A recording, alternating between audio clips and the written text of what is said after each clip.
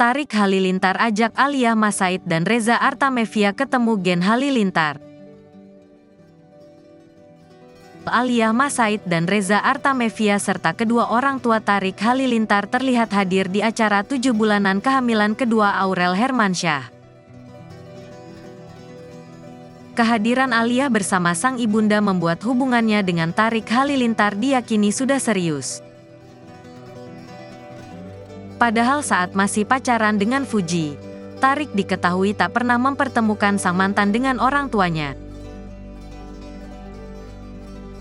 Video Tarik Halilintar mengajak Alia Mas Said dan Reza Artamevia ke kursi orang tuanya di acara 7 bulanan kehamilan Aurel Hermansyah lantas beredar.